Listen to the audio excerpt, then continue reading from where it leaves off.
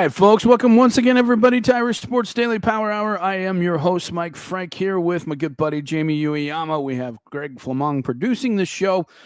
Before we get going, we wanted to mention, once again, if you are not a member of Irish Sports Daily, you can go to the front page and click on the premium section. Sign up for a subscription today. There's going to be a lot going on here in the next month or two with Notre Dame recruiting. And, of course, the team will get back together here in June and start preparing for the season. So we'll have lots to talk and discuss about, and hopefully a lot of good recruiting news coming in June.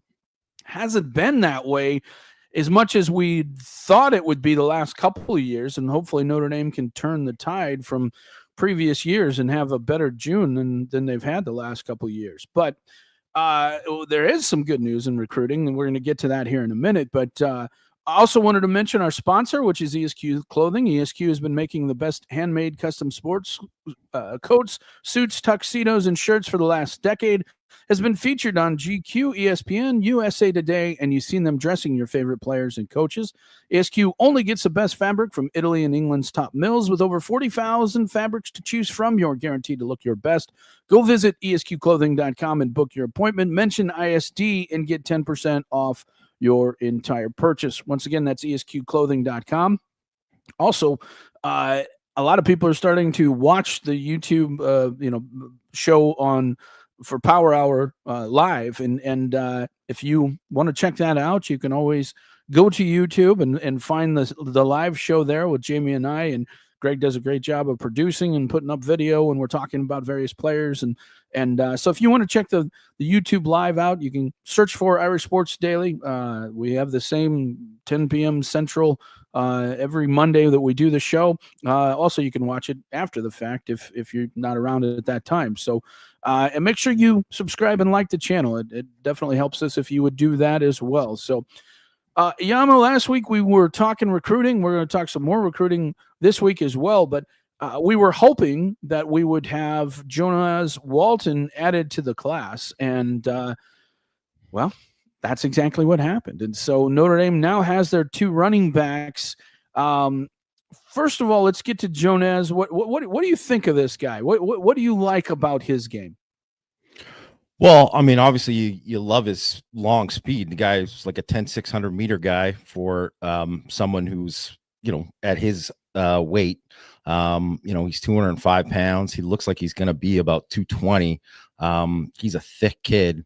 He's built a lot, like pretty closely to like Kedron Young. That type, obviously Kedron's like 230 pounds now. I don't know if he's going to get quite that big, but you see, a lot of similarities there too, where he's like, obviously a strong kid, big lower body, like running through tackles.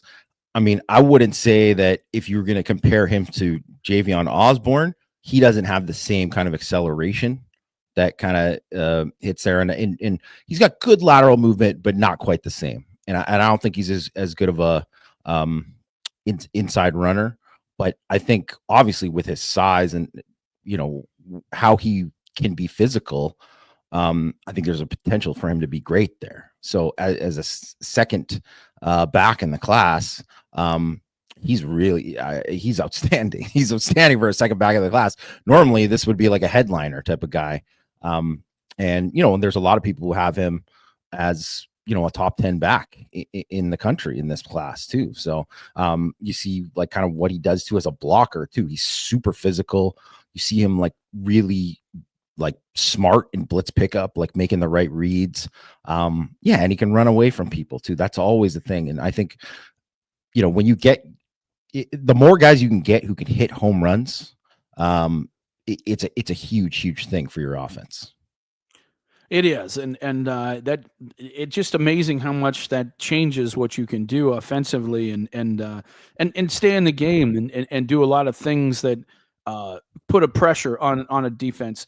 What's going to be interesting is what kind of an inside runner he becomes. I think that is really, really important in today's game. You have to be able to jump cut. You have to be able to power the ball in there. He's going to have the physical ability, but just having the ability to kind of run away from people, and then the lower body strength, like you noticed a couple guys there on that last clip trying to tackle him, and he can pull away and power away from those guys. So I think it's going to be kind of like a JD Price situation in that how how much can he become an effective inside runner? If he can become an effective inside runner, man, this guy's going to be really, really special because he does do all the things that you mentioned. You know, he's got the long speed, which is important. He's got the power, which is important. But just as important, I think, is the blitz pickup. We've seen that. That looks really, really good. And then his ability to catch the football out of the backfield. So I think these two complement each other very, very well. And you know, I think the big thing, like you mentioned, is just having the ability to continue to hit the home run. And you know, I think Aeneas Williams is a very talented player, but a different type of player. Uh, and Kedron Young is kind of the same situation where just a little bit different than these two backs. So it's nice to have two backs that kind of complement what they currently have as well. You know, Nolan James is kind of similar to these guys. I don't think that he has the home run speed that these two guys do, although it's not as bad as I think some people anticipate. And I think he showed that in the blue and gold game. He showed he had the ability to run away from people, but he's a really good inside runner, Nolan James. So when you look at the five backs that they're going to have coming back next year, you know, that's assuming that we don't see Price, we don't see Love, which I'd be surprised if we see either of those two. And then if Jabron Payne doesn't stick around, which who knows what's going to happen there, but to have those five backs, man, it would just be really, really impressive in how well they kind of complement each other. They're not the same thing, over and over, and allow you to do some different things. And so I think it was a big, big pickup for Notre Dame. And you start looking at the situation, and they're starting to get a lot of players filled up on the offensive side of the ball here. You got 4 offensive linemen committed. You got 2 backs, a quarterback, 2 wide receivers, no tight ends at this point. And it will be interesting to see what happens moving forward here, Jamie, because we do know that there's some new offers. I read a recent interview with Brian Williams, the guy that we've talked about that's kind of the big guy. And, he was very positive about his thoughts on Notre Dame. So maybe there is, maybe they are still in the race there. But, we know Cohen Brown and Devin Fitzgerald have been added. I think that they're going to be okay at wide receiver. They're going to get the guys that they need, I believe. And I wouldn't surprise me if they take 5 there because they just need them. Tight end's going to be interesting. They offered Luke Sorensen. Kind of surprising that they offer somebody, but what do you think that says, that they offer somebody this late? Well, one, I think it's good insurance because they don't know that they're going to get those other guys. So I don't know if it necessarily means that, like, hey, they're trending away from those other guys. But I would think if he was going to, if you're looking at kind of like comparables to the other guys that they've offered, he's probably closer to Jacobson than he is to the other 2 guys, Bremer and Luke. So I think if you're looking at it from that perspective, I think he would be more fits kind of or Ludwig, sorry, not Luke, but he fits more of that guy.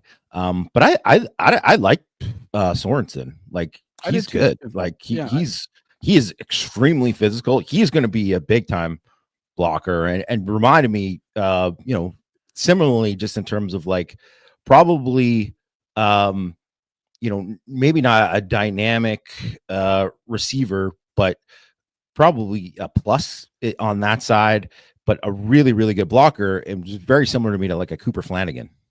Mm-hmm. I agree. Yeah, I agree. Interesting. So I think what we have to look at now is we've kind of gone through all the recruiting stuff, and we're down to linebackers and defensive backs now in this 2026 class. And we've, if you've missed all the shows before, there's a lot of shows where Jamie and I talk about quarterback, running back, wide receiver, tight end, all that stuff. And I keep going back when new offers come into play because they could certainly be people that end up on the commitment list when it's all said and done.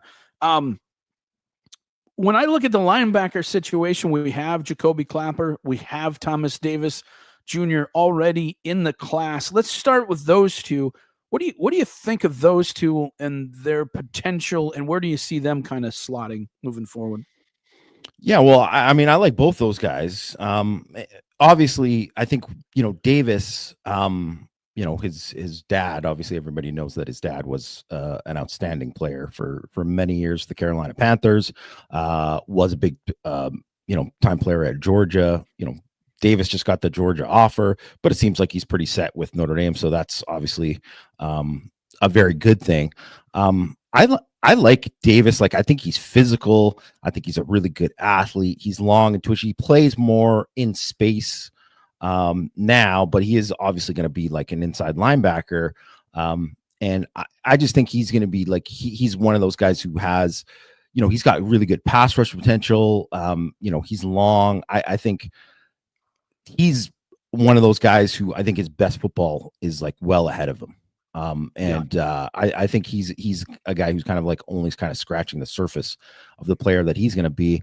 And Clapper, I'm a huge fan of Clapper. I just think he is like a heck of a football player. Just a really good, just inside linebacker, like a guy who just knows how to read it, plays fast, because he recognizes things. I don't think if you probably put him in I bet his 40 time isn't great. Like, I bet he's not one of these guys who's blazing out there, but you see him make plays and, be physical and do things like, because he's playing downhill all the time, because he knows how to like defeat blocks, how to slip blocks, how to, like, he's got good lateral movement, how he knows like counters coming. This, like, you can just see it with him. So he reminded me a lot of quite a bit of like a Tavon Coney type, where Tavon Coney, like, he didn't play in the, he didn't get drafted in the league. From a Notre Dame perspective, who cares? The guy was an awesome inside linebacker for Notre Dame for many years. And I don't think he's going to be the biggest guy, but you don't really need to be anymore. I think he's going to be like 230 pounds and just like a heck of an inside linebacker for them.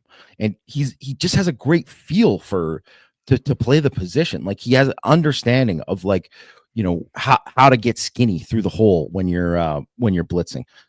They play him off the edge, and you see he's got some pass rush skills too. And I wouldn't even say it's not even like the twitch or the dynamic. He just has a feel for it. And I think that's what really kind of stands out to me, is that he's a guy who just knows how to attack things and is a clearly well-coached player. And I mean, you see him run there. He's not like a bad athlete. I'm just saying he's not one of these guys who pops as he's more linebacker than athlete. And to me, I think he's a guy with an extremely high floor. It was interesting because I saw a couple evals after he committed from various people, and I'm just like, what are they watching? I just don't understand what they're watching. You said everything that needs to be said. And Jamie, I've been doing this long enough, and I know you have as well. What makes a linebacker an effective linebacker at the college level is their ability to diagnose plays, their ability to get off blocks, their ability, as you say, to get small, squirt through little creases to make plays and find the football. He has that in spades, probably more than any linebacker that they've recruited in a long time. The guy just finds the way to get to the football. And it's, when you look at the number of tackles the guy has and the things that he does, that it's not by accident that this happens. He is out there making plays and constantly and consistently. And I agree. I don't think he's like the greatest athlete that they have, but he's definitely good enough. But to me, I just think that so much, everybody looks at linebackers and they're like, well, are they fast? Can they run? What kind of athlete? And that is very, very important. It certainly is. But there are a lot of fast guys who really struggle. A la Jalen Sneed really struggle being able to play the position because they don't understand the nuances and they don't have the recognition ability. When we talk about a Jack Kaiser, he's a smart football player, and that's one of the reasons he played so much, was because he's such a smart football player. He was able to kind of understand what you're doing. And when I see what this guy does on film, I'm like, this guy's going to be somebody who's probably going to show up early, meaning, by his sophomore year, people are going to be talking about this guy because he has the ability to do that. And, not everybody pans out like that, but I just have a feeling this guy will, just because of his ability to find the football and do all the little things that a linebacker has to do. And, when you look at a guy like, when you look at like the defense that they want to run and the type of linebacker that they want to play, I think that he fits really, really well in there. You're going to need some athleticism, that's for sure. But I think because you're playing so much nickel, in defense today, you got to have some really smart linebackers. You got to have some guys who don't get out of position, because you're undersized now with a nickel out there. And so you got to make sure that the two guys you are playing both can cover, but also have the ability to find the football. It's very, very important. So I like him. I think he's really talented.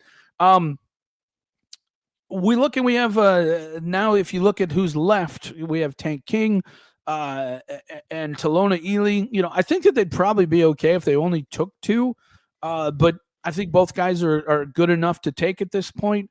What do you like about those two linebackers?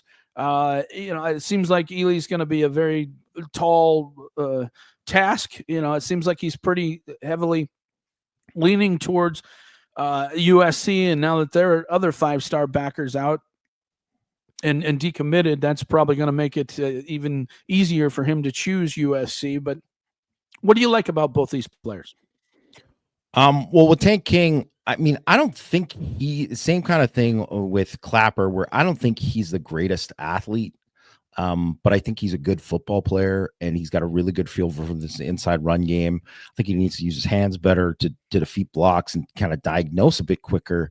But I would say, like, to me, I view him as like Clapper's like a better version of him. But I love how physical he is. And I think he has got a chance to be like develop into a pretty good linebacker. He would be like, to me, I don't know if they really need to add a third guy if he's the guy, just because I like I said, I think to me, Clapper is a better player than him. But I don't think he's like a bad prospect. I just think that Clapper's a better prospect. And when I'm thinking of that type of guys, you would rather take another guy who's a little bit more versatile, which is why that's Ely, right? And I mean, he's violent, he's physical, instinctive. I mean, to me, he's one of the top linebackers in the class. He's very similar to, obviously not just because he's Polynesian, but like to a KVA, to a Matafermo, where you see a guy who he can rush off the edge. He's like a good enough athlete to play in coverage, and he's smart there. And that is a guy that, to me, which is why that, when it looked like, Ferrero might choose USC, that was like, oh man, that would be tough for Notre Dame, because I think he's going to be a heck of a player, and it'll be the same kind of thing if he's ends up at USC, which you're hoping, if like, obviously, Notre Dame's going to get at least a shot at him because he's going to come on an official, or he's scheduled to right now. But I would be hoping that if he doesn't go to Notre Dame, go to Oregon, or because then, I mean, you might see him obviously later on, but you wouldn't see him every year. Well, then again, might not ever see him at all. Never remember see him ever, because I don't even know. Won't. Probably won't, and then SC probably not making the playoff. So at this rate, so but I mean, I think he is just an absolute stud. Yeah, I think, I hate to say it, but I think his ceiling may be even higher than KVA. I really think so. He's just such a twitchy player. I think KVA is a little bit bigger. I think he's bigger, or was at the same time. But this guy's just really twitchy, really explosive, really athletic. It's going to suck if he chooses USC. Yeah. I'm just going to say that. It just is. Yeah, and I would say, sorry to interrupt, but I would say if I was going to compare the two, I would say KVA more advanced of a player, as like just technically, but yes, would be like probably a bit of a superior athlete. Yeah, yeah, and I do think KV was a little bigger too. But yeah, these guys are really, really going to be a problem for teams moving forward. So I like him. You definitely take him if you have the opportunity to do that. And let's be honest. I think a lot of guys, a lot of Polynesian kids, come in thinking they're not going to like Notre Dame, and it's kind of like the photograph they took the other day, and you're like, boy, that's a lot of Polynesian kids. You don't realize how many are actually there, and I think what's going to happen is there's kind of a nice brotherhood there amongst those guys. I'm not going to say that they kind of have their own little clique or whatever, but just knowing you have people of similar backgrounds there, I think helps a lot. So I'm not saying that they're going to get him in any way, but I've seen in the past where a kid shows up, and if he's the right kind of kid, I think he's going to feel comfortable at Notre Dame, and we'll see what happens. And Max Bull and Myron, they're out there recruiting him, doing the best they can. And but I think so much of it, until he gets on campus, you just don't know what he's going to think of it. And sometimes guys are they have their mind so made up already that that's what they are. They've already decided that that's what's going to happen, and that may be the situation with this. But the other thing I will say is, I think that anybody who is really kind of heavily into SC, I'm not sure they're going to like Notre Dame. They're just not. So that's going to be the interesting thing: is what is he going to think about Notre Dame? And maybe he's heavily into USC because that's all he knows at this point, and he hasn't experienced something else. And we got to hope that that's the case. But I really like him as a football player. I really hope they land him. Jamie, positions that I'm starting to get concerned about is defensive back, and I've mentioned this. I know a lot of people have said, "Oh, well, maybe Mike's getting too negative or this and that type of situation." But first of all, I like the two that they have as far as or I guess what is it, three? Is it three that they have? Or is it just two? No, it's just two. I like, I love Cheston Smith and Aiden Pouncey. I especially like Pouncey. I think he's just a tremendous athlete. And I like Cheston Smith too. Don't get me wrong. But I think that Notre Dame would love to have 5 in this when it's all said and done. And one of them they'd love to have certainly is Joey O'Brien. They'd love to have Kari Adams. I think that Nick Reddish is the guy that's probably likely in the class. If you land those 5, that's fantastic. But if you don't, what are you going to do? If you take 4 and it's one of Joey O'Brien and Kari Adams, I think you're still in good shape. I think you're still obviously in a really good situation. It's just, I'm not sure. Normally, I would feel better about it if I felt like Notre Dame was the team to beat for one of those two guys. I'm just not sure they are. I know in the past it's been said, oh, well, Joey O'Brien is leaning towards Notre Dame. And, a lot of people think that. Well, I think that was because somebody else was here and is no longer here. And it seems like ever since that person is gone, nobody's really felt that strongly about it since then. And I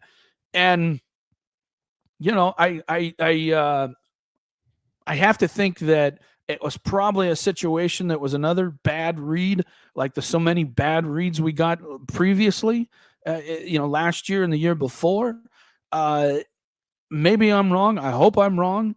And let's be honest. He just got back from Penn State, and so did Kari Adams, and they're going to say a lot of positive things about Penn State. And of course, when you look at James Franklin, he wants to lock those two guys down. I get it. Everybody wants that to happen, but I don't know. Weird to have the Penn State official so early. Huh? Did you think that? I thought it was weird. Well, and to be honest with you, I think they were trying to lock it down. And before they got to Notre Dame, I like the fact that it didn't happen. But we'll see what happens.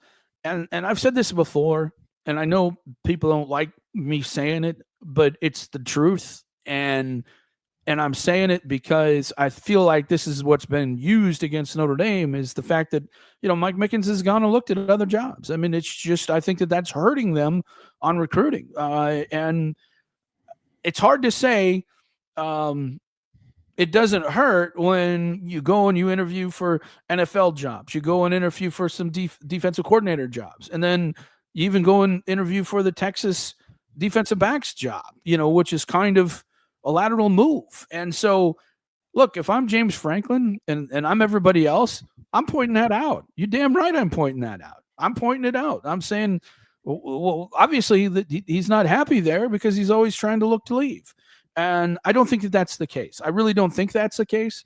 But when you look at the track record, and as I say all the time, don't listen to their words, watch their actions. When you look at their actions or look at his actions, it has been that way. And it's hard to argue with that. Now, I do know Mike Mickens signed a 3-year deal, right? Just recently. So he's one of the very few, I think, position coaches in the country who has a 3-year deal. My guess is if Notre Dame committed to 3 years, there's also probably a pretty big buyout that somebody's going to have to pay, to get him if he does leave. And so there's a guy that's committed. The other thing I think that's important is I think Mike Mickens is paid extremely well, probably one of the highest paid position coaches in all of college football. And that's going to make it difficult because,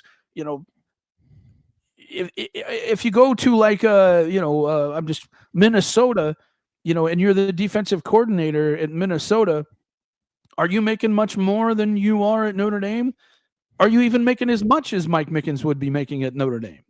And to be honest with you, I'd have to wonder if that would be the case. So it's not going to be easy for a team. My point is, it's not going to be easy for a team to come and pull Mike Mickens away from Notre Dame. But I do think that that's been an issue. And if I am an opposing coach and somebody competing against Mike Mickens, I'm bringing that up all the time. I just am, because you want to plant that seed. Hey, this guy's not going to be there to coach you. Now, the other thing is, I will say, is Marcus Freeman has known this, just like we've known this.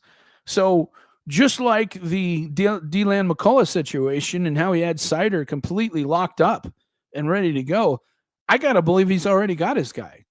He probably knows if Mickens goes who it is, because a lot of people thought that Mickens would be gone. So I'm sure that there was a lot of communication between Marcus Freeman and whoever the potential next coaches may be for that position. But again, I think that people are like, well, why are they struggling with this? I think this is why more than anything. And, but I think it can be overcome. I really think it can be overcome because I do think Mike Mickens really does like Notre Dame. And he's been offered a lot of money to go a lot of other places. And I think he really likes it at Notre Dame, would like to stay at Notre Dame. I think he's being paid extremely well to stay at Notre Dame. But you still have to overcome that situation. And we'll see what happens. But your thoughts here on defensive back recruiting, Jamie? Yeah, I mean, I think that's the main thing is you like all the guys that they're after. You really like the 2 commits they have. I think they're both, great prospects. And if they kind of land who they're supposed to land here, then, if they close out on these guys, then you say, wow, job well done. I think it's more of just where, if they don't, what is going to happen? So I know, Donovan Webb was like another guy that they offered, and that's a guy that they're going to be in the mix for. But it's like, well, you don't really kind of know where things kind of stand with those guys. It's a little bit like it's different. There's the guys that the defensive linemen that they're recruiting that have been to Notre Dame, that have raved about it and all that, and then there's the other guys where you think like Alistair Vallejo, you think like, yeah, he's got 2 visits set up. So you think, well, okay, that's good. But let's see how the first visit goes before all this, right? So you want to kind of see how it is. And I think when I think of someone like Joey O'Brien, who's obviously just an unbelievably outstanding prospect, a guy who could play corner, could play safety. Frankly, could play offense too. I think that when you're looking at a guy like that, he seems to, when he goes on a visit, he's like on a high after that visit. And so he's, you're going to get him back. And then it's like, is that going to close it out? Is it going to keep going? You're going to obviously you recruit him as long as you need to. But I think, timeline for these guys and holding on to them and doing that, I think it's going to matter, right? Like it's going to matter of like knowing when to push and knowing when, to be like, okay, this is our pitch and we'll, see how it goes. But I think if you look at like where Notre Dame's been against Penn State, they obviously lost the Nick Singleton recruitment a few years back. Obviously, Juwan Sider was who they lost it to, but they've done pretty well against Penn State recently. So let's see it when it comes to closing time, how they do if it's there. If it's really like them in Penn State for Kari Adams, who would be my top guy at corner if they get him, right? He's a very much like a Dallas Golden type, just a big time athlete. I think, because that is where I would see where if they can win those, and they've won those lately, and they just beat them. So we'll see how it goes, but I don't know. I wonder if we're going to hear about more names that are going to pop up. And I do think we should hear more names, because even if that says, hey, we don't know about these guys, it's still a good thing, because you don't want to come out of June and not have these guys that didn't come to your take officials there. Because if you go into the season and you're looking for guys, not that you can't find somebody, you can, but it just becomes a lot tougher. It just becomes a lot tougher because most people are just done by that time.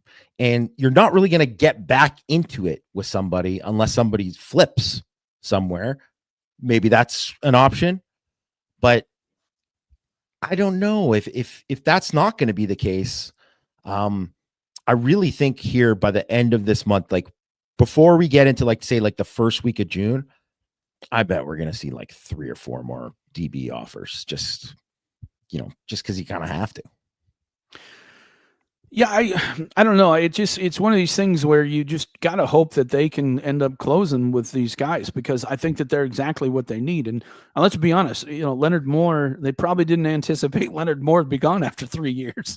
A lot of people probably thought, well, he'd redshirt and maybe if he's good, he'll be gone after 4 years, So, but now all of a sudden he's gone after 3 years, most likely, unless something drastic happens and he's not the same player, which I can't imagine that being the case. I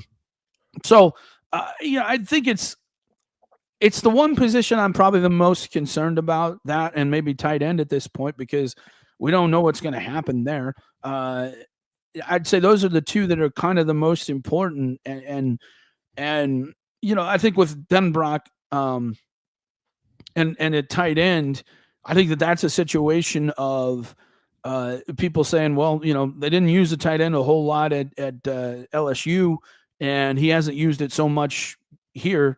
And I think with hopefully Eli Raritan being the guy we think he's going to be, we'll start to see more and more tight end being used, and I think that'll fix some of the issues probably at tight end right now.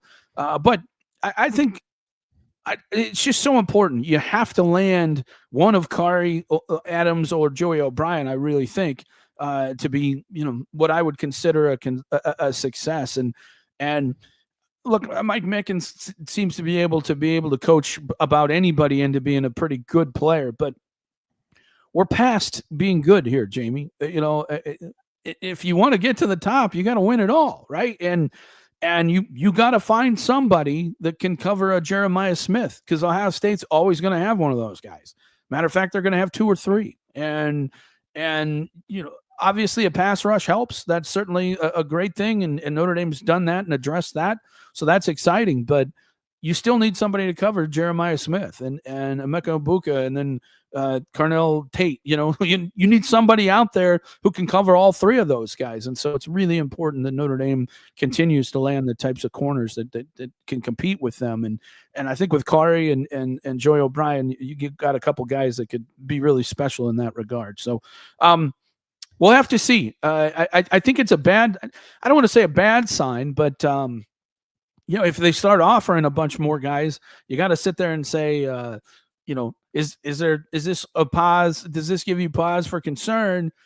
And I don't know what the answer is. I think that, like you said, it's probably a situation where they just got to make sure that they have some options. But if that were the case, I'd be offering him now.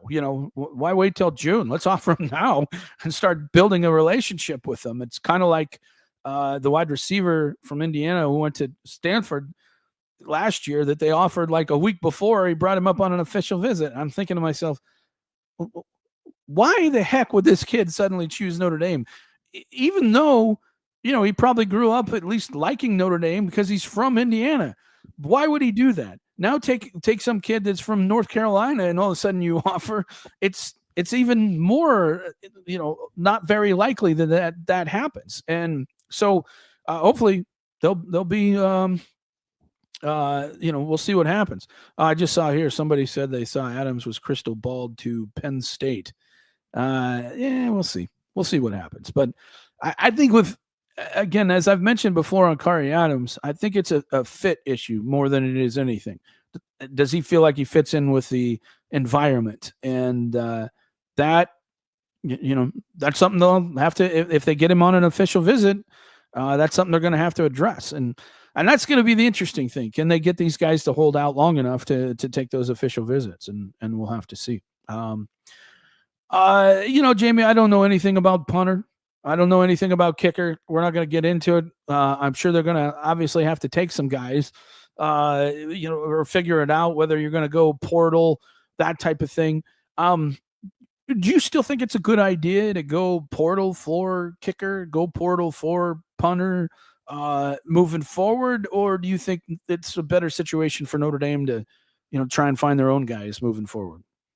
I will go portal every year, to be honest, because I just think now, if you get stuck, you do have to pay up. But if you get stuck with someone that you recruit, they've landed guys that were this, the 5-star kicker from the Sailor, the Chris Sailor Academy. This guy's the number 5 kicker. A number of those guys have not ended up being good in college. Way too many. Yeah. And that's just kind of what it is. So I think you want somebody who's like seasoned, a guy who has made big kicks in their career. And people were critical of kind of like Mitch Jeter this year. I mean, he was hurt for the whole year, but think of how huge it was to have Mitch Jeter when they needed him. Like he played in the SEC. He made big kicks in the SEC. Makes a clutch kick against Texas A&M week 1. Crowd is loud. It's like, got to make this kick. Makes it. Wins the Penn State game with a clutch kick. Like, those are so huge that it just. You want to take obviously somebody with like a level of consistency and that has done it over time, and I think that's important. But just getting someone that you'll always be able to find like a graduate transfer kicker or punter and get him, and even if it's just for a year, if you get a guy for multiple years, great, right? But to not get to take somebody and then just say, hey, this is going to be, you're going to have the punter job, man. Like, even if you look at James Rendell this year, that was a risk, and he got better as the season went on, but he wasn't great. Hopefully he's like much better this season. But would Notre Dame fans feel better if they had a guy who was like, all ACC at Wake Forest or something? I'm just picking a random guy, right? No, obviously not specifically, but no, you would rather have that guy who's done that over that time. So I just think at that position, it's, and you see it in the NFL too, with college kickers that come in and they get drafted high. The kid from Michigan, who was it's like a 3rd round pick, San Francisco takes him. They cut Robbie Gould. He's stunk for them and has been bad, and now he's gone. Like, and then they got to sign a vet, right? Like, it's just how it works. You got to just kickers. It's such a position where it can really go bad if you don't get the right guy, and especially mentally if they like don't start well and they don't have the confidence. So I would go portal every year at both those spots. You're going to have to pay up, and that's the key. Yeah. You're going to have to pay up. What needs to happen is we need to start the Matt Freeman, Justin Yoon, NIL, situation. So we always have, the big bucks for the kicker. Maybe the Justin Yoon, Matt Freeman, ESQ clothing, kicker. Yeah. He's got to be a good looking dude. We can, prance him around and sell some ESQ clothing. I like this idea. You see where I'm going here? You see it? I mean, they need to put me in charge, Jamie. I'm a thinker. I love this idea. I'm a thinker. Absolutely. All right. We got some questions from Irish Sports Daily customers. We're going to get to those here, and we'll go from there. Any interesting Notre Dame football stories that have reached their statute of limitations that you couldn't talk about at the time? Oh boy. I don't know. Interesting stories. That's one I'd have to think about. I'd really have to think about that. There are a lot of stories. It's one of those things where you get called out on the spot. You're like, I don't know. Should I mention that? Should I not? It's one of those things you probably need to think about a little bit. So I'll think about that and maybe address it next week. When do you expect the quarterback offers to go out? This was something else I wanted to talk to you about. And I just don't know what's going on there, Jamie. I mean, at 2027 quarterbacks, I realize there's not a lot of great guys. Right. I realize there's not a lot of great quarterbacks, and I think it's very important for Notre Dame to get it right. Right. But I don't see the harm in offering 3 guys at this point. If you have 3 guys you like, just offer them. What's the harm? I don't think any one of them is going to just jump on board and say, yeah, I'm choosing Notre Dame. Or maybe they feel that whoever they offer, that's the case and they want to look at everybody. But yeah, I don't know. I just don't see.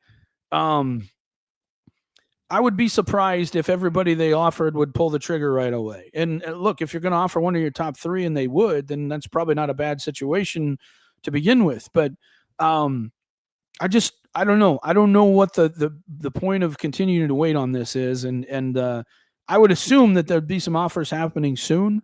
But I think if they're trying to take this as, we want to wait and have you come to camp and throw for us, I think that's a bad decision. I think that's a terrible decision. I think after some point, these guys are going to be like, you know what? Look, if you don't like me based off of what I've seen, and I've already been on your campus and you've eyeballed me and we've had this, if you don't believe in me, I'm probably moving on. I would guess that a lot of guys would have that kind of reaction to it. Your thoughts here on this situation, Jamie? Well, yeah. And I mean, they had Diabell on the campus for like 3 straight years, and he's a 5-star now. They didn't offer him. So I don't know. Like, I just think it's one of those things where you don't have to love. If you don't love any of them, it doesn't really matter because you still got to get somebody. Yeah. So you offer the guys you like the most. They're not going to get any better suddenly, and guess what? If they don't turn into guys that you love later on, you're going to go in the transfer portal anyways and get somebody. So, I mean, I don't think it's a bad thing that they have to, that they go and look at guys this May and then say, okay, now we get a better idea that we're going to, because you already waited this long. Okay, fine. Get this point in May. But June is coming up and all these visits are coming up where these guys got to get on campus and forget about just even the camps, just like getting out and visiting in the summer. And if you don't get that guy, if you don't offer a guy now to get him in the summer, then you're probably not getting him back in the fall to come visit again in the fall for a game. And you're probably not even developing the relationship enough while this guy's already like going on these trips. His parents are like, well, you know, they're starting to consider like, hey, maybe this is the school and stuff too. So I don't know. What do they have? Like this week is probably, it's kind of got to be this week that they have to offer somebody. And especially if you want them to come up, you know, it's just, if you want them to come up at some point. Yeah. Here's the thing too, that I think that you have to take into consideration, and I'm not sure a lot of people do, is there's going to be an NIL price tag for this. You know, there just is. For every quarterback that's coming in, they're going to want something. And, you know, what is somebody worth that you may not believe in? You know what I mean? I don't know. I just think the Notre Dame put themselves in a bad situation these last couple of years in the quarterback situation. And, you know, I think that Hebert is a talented guy, but I think he's got a long way to go. And if you watched him throwing versus air in the blue gold game, or it's essentially air, you know, in a 7-on-7 look, and you left that feeling confident, I don't know what to tell you, because that was not a good performance. It just wasn't. And that was been my concern the entire time. And when you look at Noah Grubbs, I've been lukewarm on him from the beginning. And it's not that I don't think he's a good player. I think he's a solid player.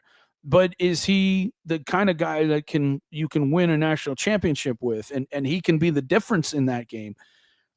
I don't know. I haven't seen it. That doesn't mean it's not going to happen and that he can be developed into this and that. But if you look at that and you say, okay, well, we take two guys here that, you know, probably need some work. You want to make sure that 2027 is a good situation. And I mean, to be honest with you, I've seen some guys in 2027 that I like better than those two. Myself personally, I've guys that I do like better than both those guys. But I wouldn't say that they're elite players either. But so I don't know. I don't know what you do here, but I just think that they put themselves in a bad situation here with what they're at, and it's important to get it right. And we'll see what happens. Your thoughts here? Yeah, I really don't even know what else to kind of say. Is that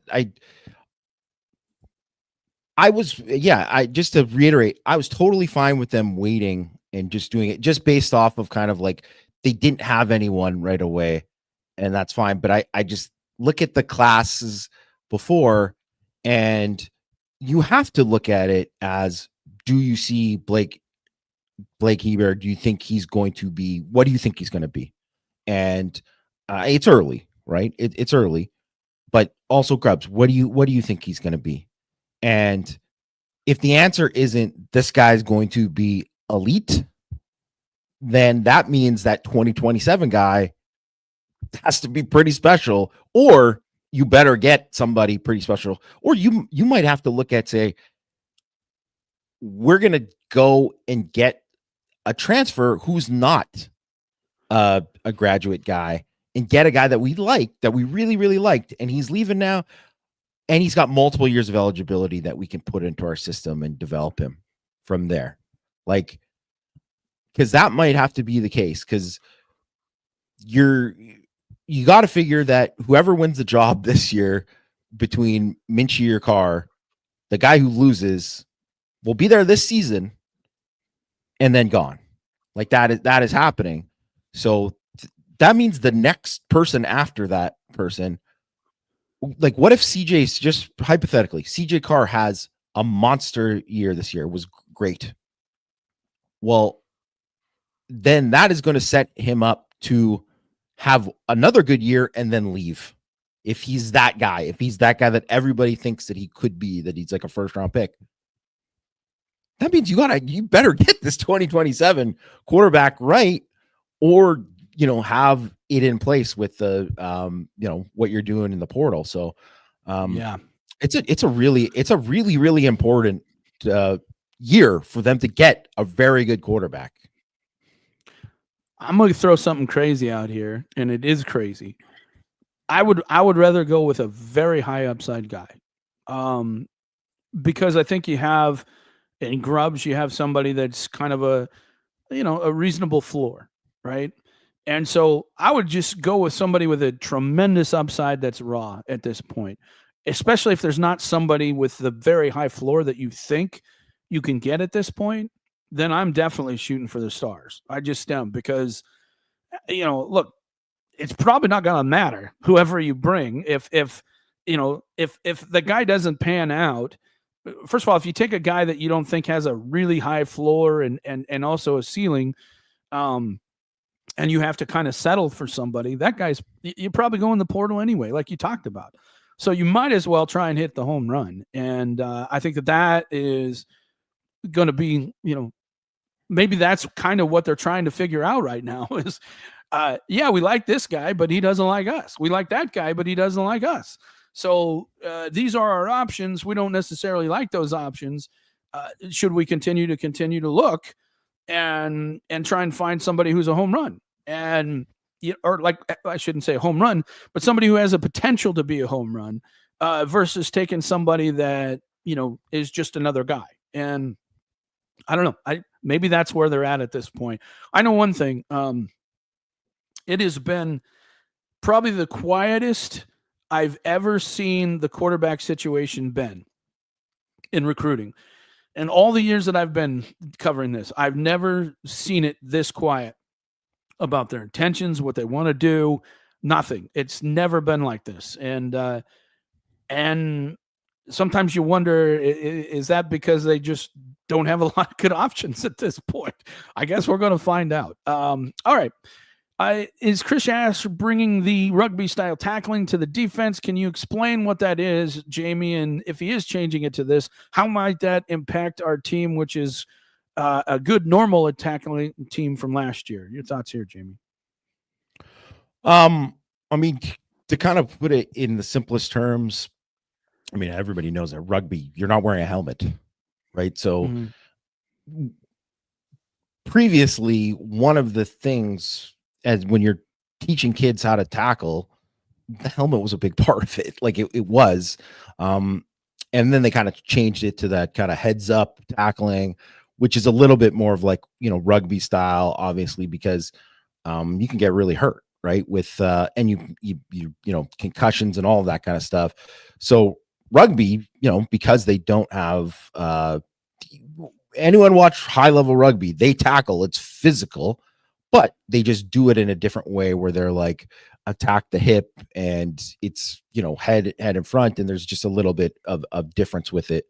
I mean, I think they are, implementing it. It's something that, I don't think it's like that foreign to like what Notre Dame was doing before or anything like that. Cause I kind of think that it's gone, like in general, football has gone in that direction of like, this is how, you tackle now. It's not the same as before, which is why, like, how many targeting penalties did Notre Dame have last year?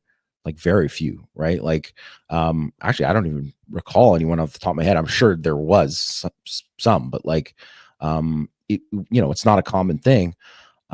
Guys just do a better job of like protecting themselves and protecting the other players now.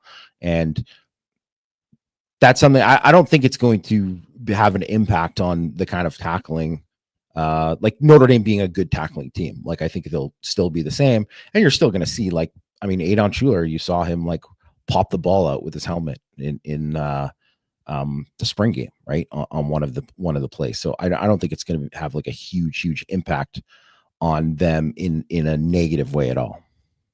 All right. 4 years ago, before Marcus got hired, there was a long laundry list of things that needed to improve: better coaching, better facilities, improve recruiting, improve university support.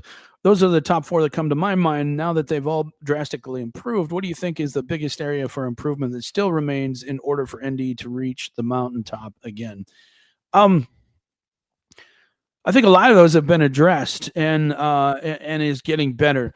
I still think, as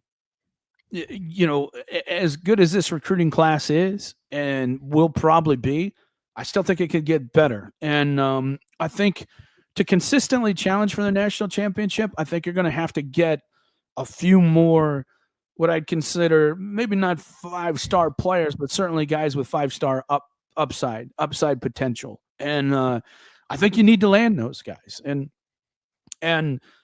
coach them up. And I think they've done a good job of that. They've landed a lot of guys like, say, Tay Johnson that wasn't necessarily a 5-star, but when you look at his size, you look at his athleticism, you look at his speed, he certainly has that 5-star upside potential. And like a guy like, say, even a Jadon Blair, has that kind of potential. Now, does he get there? I don't know. But I think you need to start landing more of those types of kids, and I think they're starting to get some.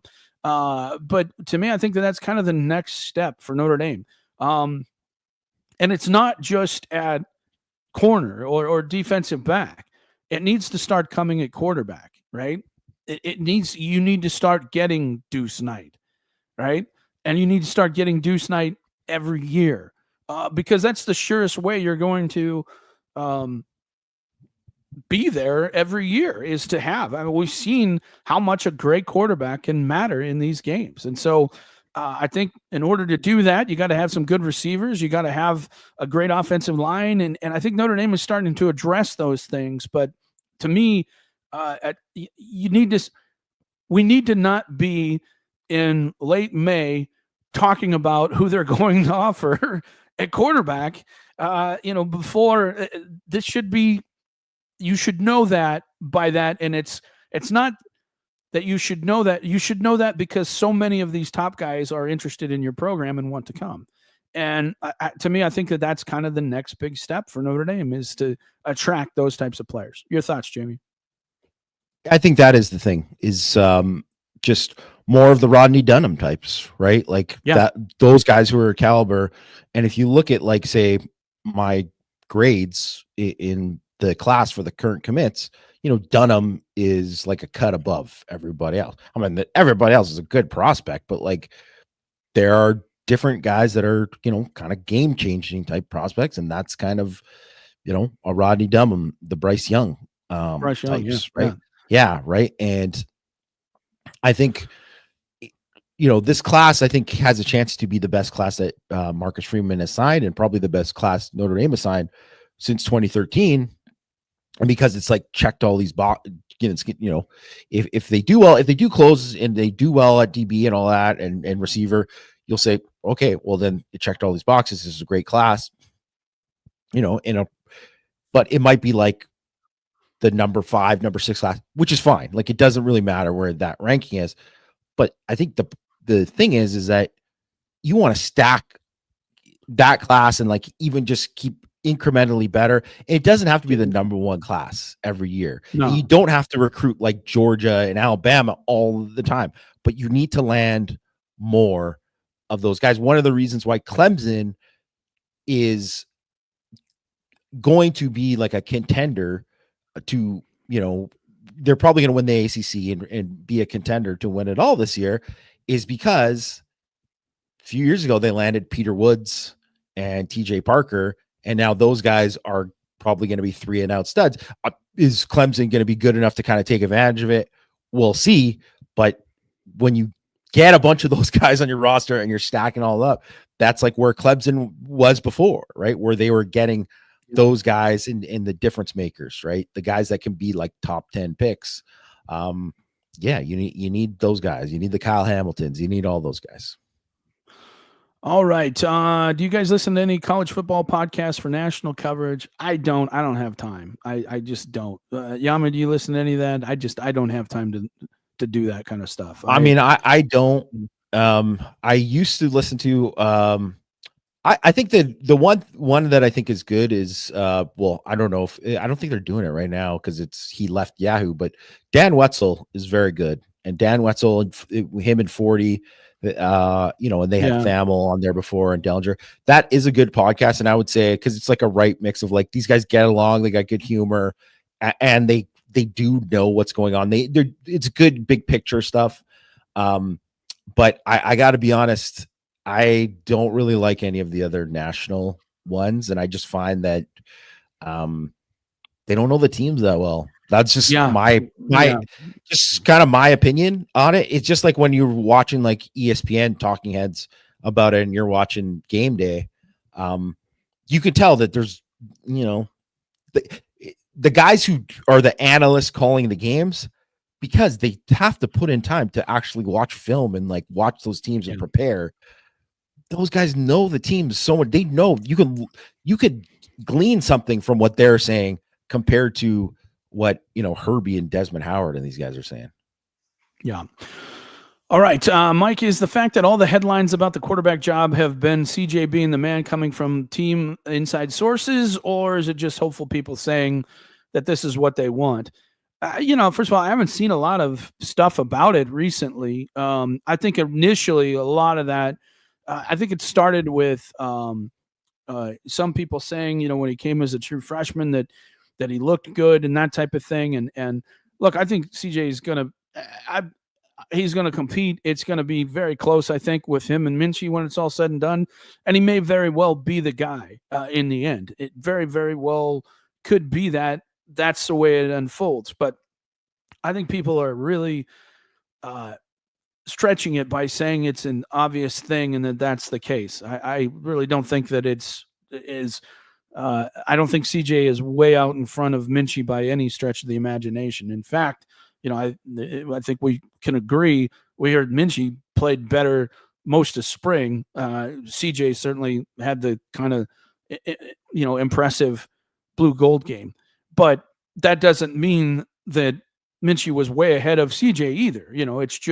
That's just kind of the way it is. And there's a long way. There's a lot of practices between now and the first game. So I think it's going to be tight. I think it's going to be a close competition, and then we'll see what happens. All right. Any intel on Joey Bryan's recent to Penn State? How should known? And again, I look, right after a visit, kids are going to say what they're going to say.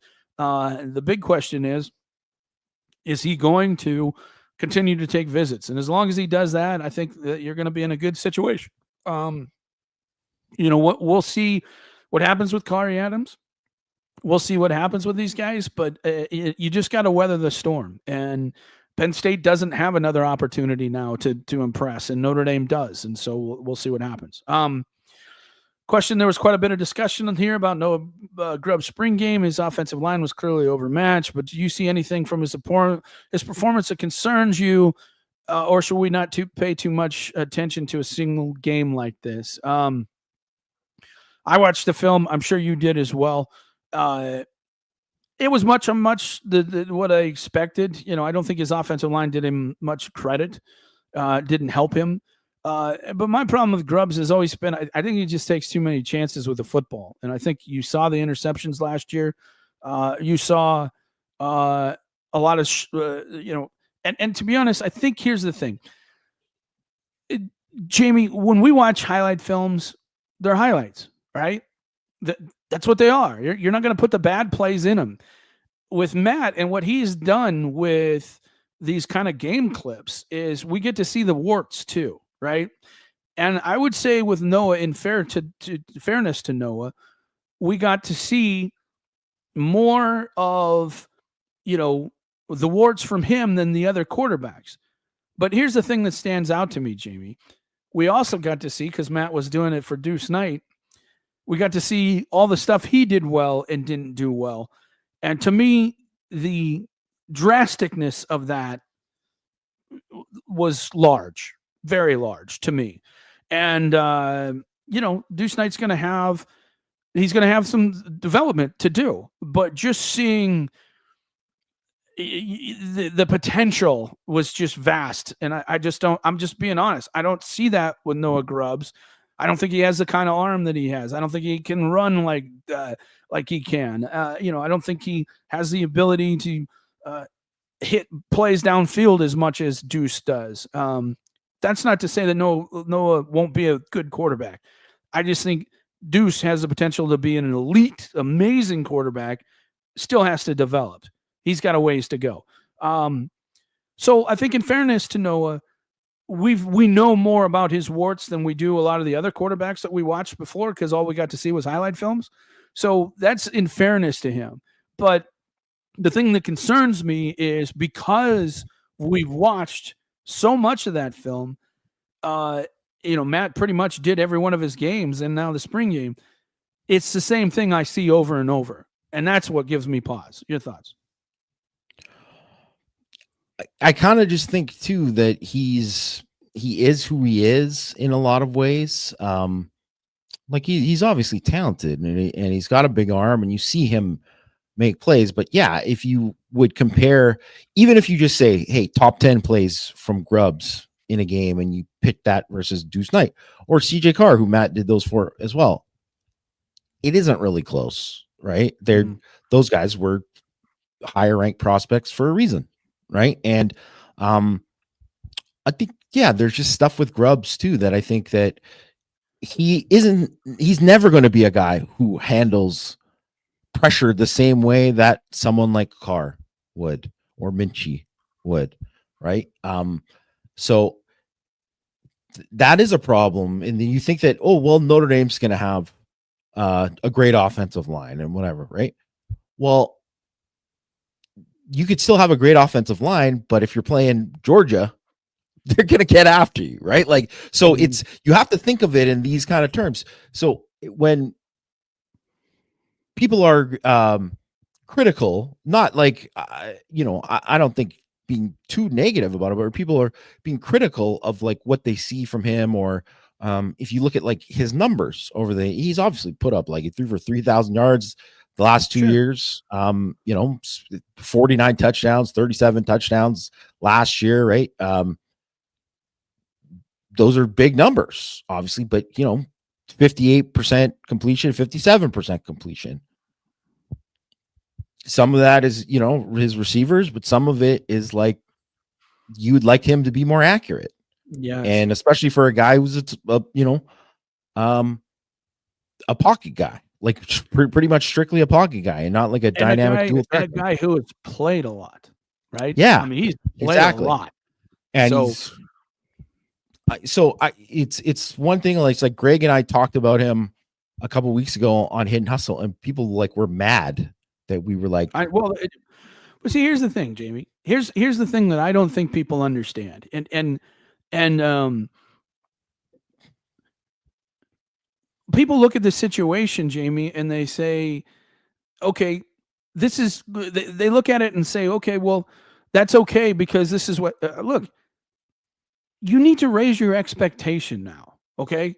Your expectation of what Marcus Freeman was when he first got here to what he is now is raised, right? I mean, you have a lot higher expectation of Marcus Freeman now than you had when he first got here.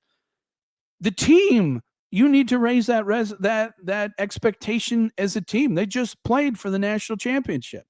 And I think what you and I and Greg are trying to convey to people is that our expectation in recruiting has also risen, because if you're going to get to that level and you want to stay at that level, you're going to have to raise your expectation in recruiting to get there as well. Yes, Notre Dame got there this year, and they didn't have the same amount of recruits and that some of these other teams did. That's all.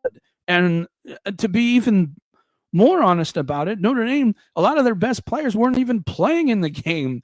What would have that game been like had they had Boubacar and Jordan Botello and a healthy Riley Mills and Howard Cross and Ben Morrison and all these other guys?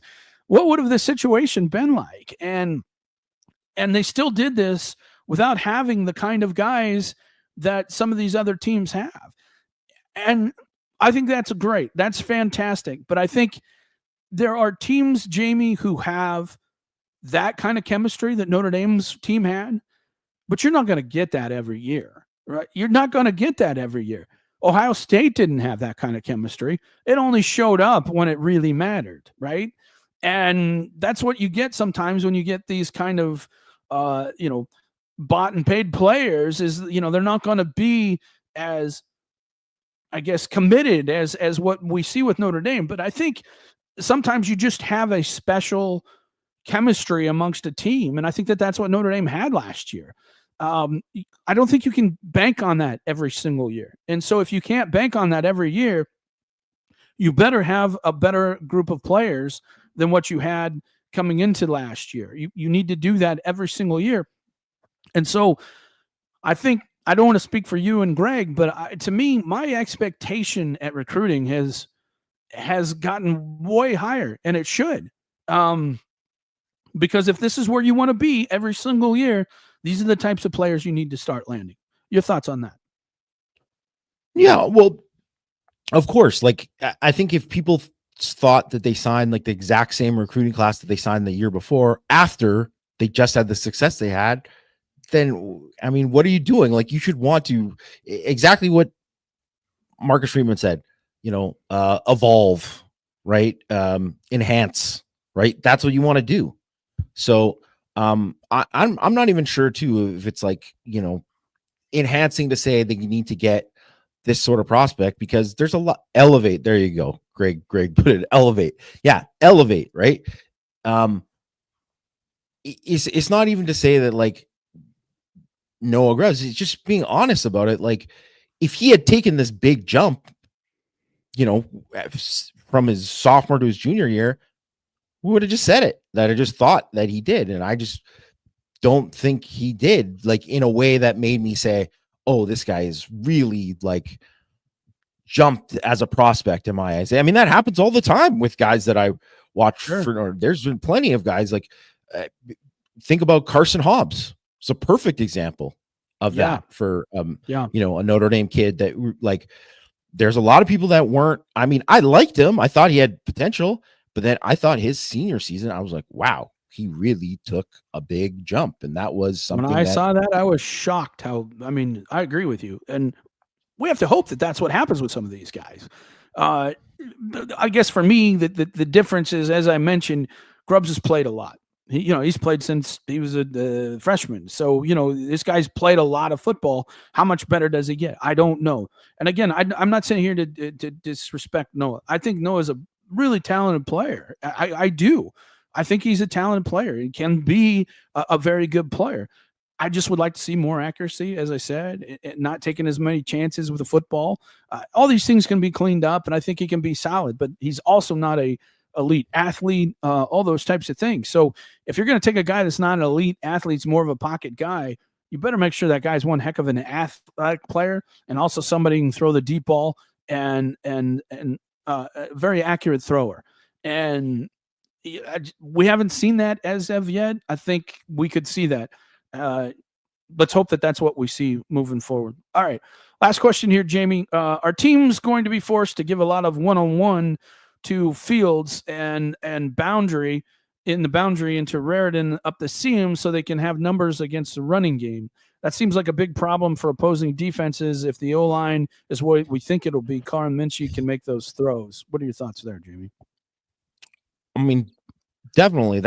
Teams want to stop the run with less bodies. Like, that is the goal of everything, right? Because everybody knows that giving up explosive plays in the passing game is, what can kill you. So, yeah, I do think that when you have like Love and Price and obviously just what they have in general in the backfield, and they should have the threat of the quarterback run game too, teams are going to try to stop them to do that first. Like, and if you look at, say, like Texas A&M, what they did last year is like they crashed those safeties, but those safeties like ended up missing tackles, and then Notre Dame ended up breaking long runs, and that ended up killing them. So I think teams are going to have to play more bodies in the box. They're going to have to do that.